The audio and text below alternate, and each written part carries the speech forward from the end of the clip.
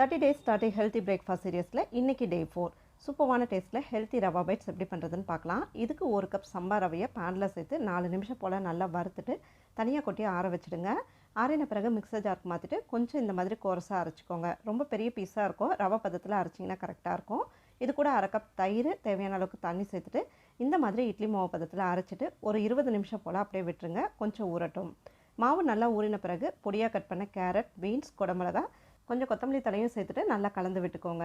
எல்லாமே மிக்ஸ் ஆன பிறகு இந்த மாதிரி எண்ணெய் தடவைனா ஒரு பாத்திரத்தில் மாற்றிட்டு இட்லி பாத்திரத்தில் வச்சு ஒரு 10லேருந்து 15 நிமிஷம் போல் வேக வச்சு எடுத்துக்கலாம். உங்களுக்கு தேவையான வேறு காய்கறிகள் எது வேணாலும் சேர்த்துக்கலாம். இப்போ பார்த்திங்கன்னா நல்லா வெந்துடுச்சு. இதை எடுத்து வெளில வச்சுட்டு ஒரு 2 நிமிஷம் போல் ஆற விட்டுட்டு அதுக்கப்புறம் டிமோல்ட் பண்ணி எடுத்துக்கோங்க.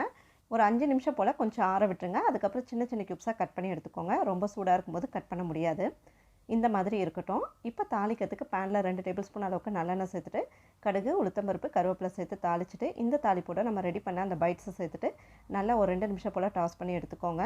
இது கூட ஒரு 2 டேபிள் ஸ்பூன் அளவுக்கு இட்லி பொடி சேர்த்துட்டு நல்லா மிக்ஸ் பண்ணி எடுத்திங்கன்னா சூப்பரான டேஸ்ட்டில் ரவா பைட்ஸ் ரெடி ஆகிடுச்சிங்க.